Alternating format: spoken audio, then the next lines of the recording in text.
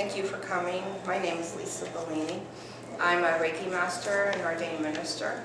I channeled in a modality called the Crystal Pyramid Technique during a time period when I was disabled.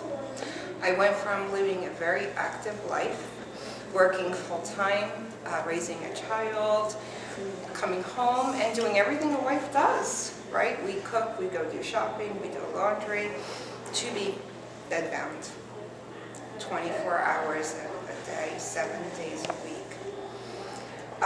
It was the most traumatic time of my life.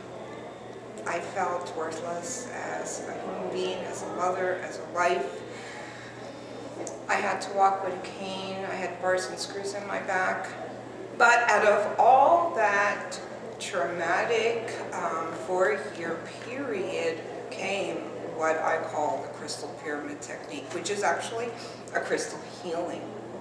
The first level, you heal yourself. We have the ability to heal ourselves. When we're born, every organ, every muscle, every nerve, every cell within our body carries an optimum vibration.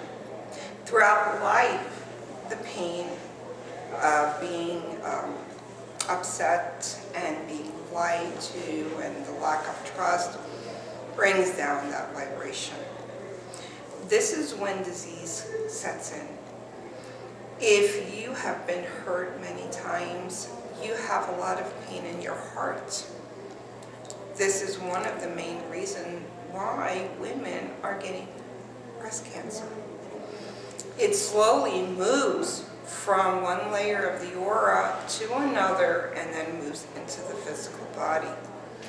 If a person is going through financial problems, they'll have lower back pain. Yeah, I have a lot of financial problems. $1,500 a month for pharmaceutical drugs. That was doing nothing for me. And today, we have, in 2006, we had 2.7 million children on Adderall, Strattera, Ritalin, antidepressants. They are drugging our children and closing them down. Because the child is so open with the crown energetically, and the child is sitting in the classroom, they're really intelligent, they're bored. And so, yeah, we have it. Let's move on to another subject, and the teacher will talk about it again. Okay, let's move it, then the teacher will talk about it again. These kids are very sensitive, and they're very intuitive. They can tell if you're lying to them. What I have found is, especially in the first generation and the second generation, that we had to change ourselves to conform to society. And all of our beliefs were stored within our heart or within our mind, and this was a subject that was not talked about. If we were sensitive, we were crazy. Yeah.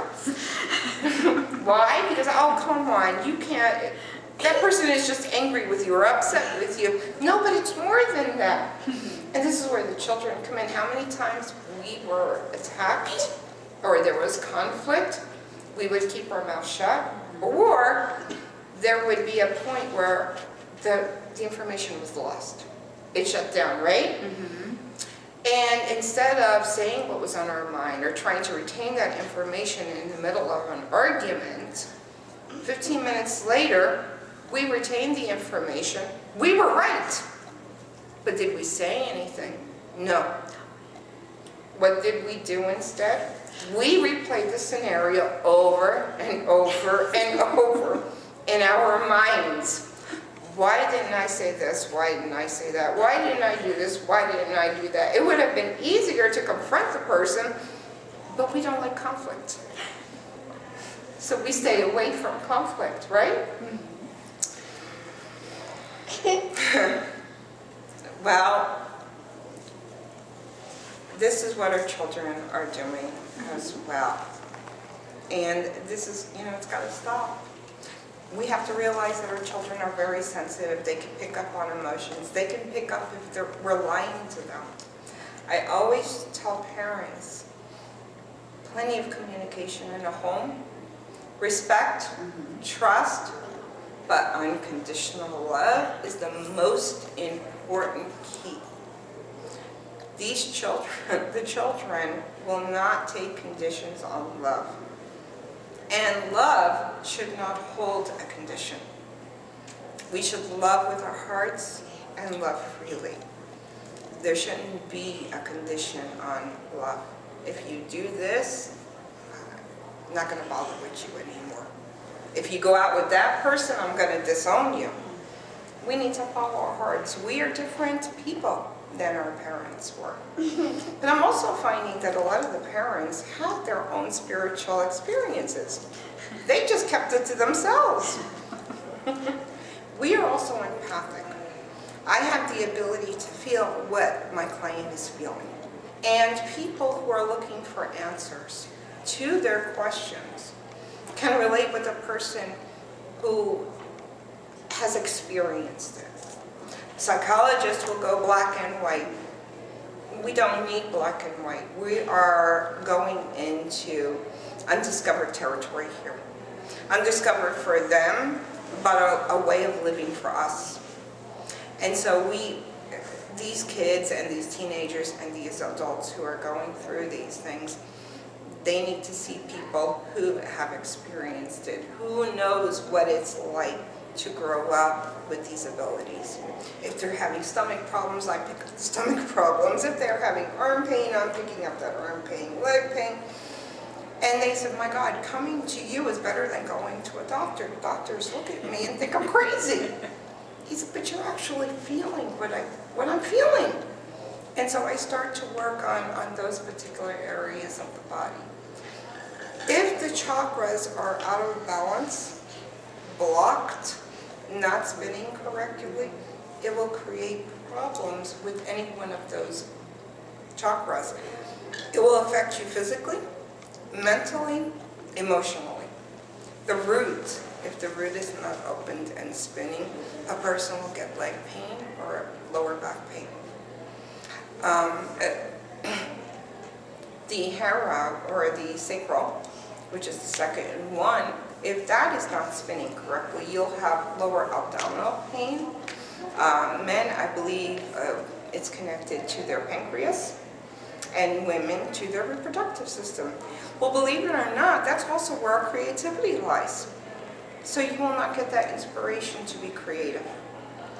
If the solar plexus is unbalanced, it will create problems in the digestive system, right? But it will also stop you from being in your power.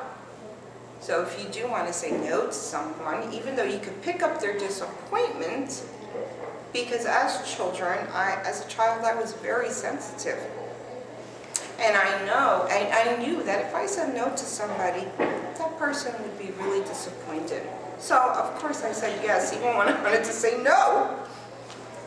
But if that is blocked and imbalanced, we won't be able to stand in our power. Today, I can say no and not think twice about it. The heart, if the heart is unbalanced, we won't be able to love other people. But what's worse is we won't be able to love ourselves. That's connected to the heart and to the lungs. And this is why a lot of women are getting breast cancer. They're holding on to anger that they had from childhood. They keep these memories, and they think back upon these memories. We need to get to a place where we can tell a story about an argument I had with my sister 20 years ago, but there won't be that emotional charge. I won't start crying over that argument, or I won't get angry over that argument.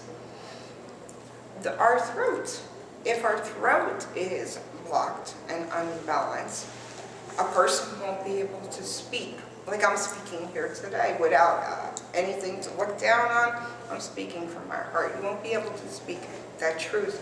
But it'll also affect your throat, your gums, your teeth.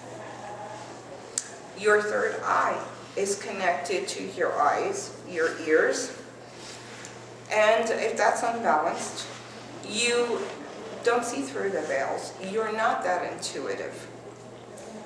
We have that gut feeling. People need to start learning to follow that gut feeling. Our crown, if that is completely shut down, a person can die within 3 days. Did you know that? If it's unbalanced, this is where our nervous system will be affected. And our mind will not be able to hold that concentration. But we also lose that divine love. We feel as if God does not love us. Our next chakra with it, which is the 8th chakra, carries our soul purpose. The 9th chakra connects us to the Akashic zone. Everything is written out within the Akashic zone. There is a reason for the people that we meet, when we meet them, and how we meet them. There may be unfinished business, or there may be a purpose for the two of you to come together and do something. There is work to be done. There's a contract between a lot of people that you come across in life. We need to get back to God, bring Him into our lives, bring the angels into our lives. We are born with a guide, a teacher, a protector, but people don't call upon them anymore. So we really need to come back to that. That's it. Thank you.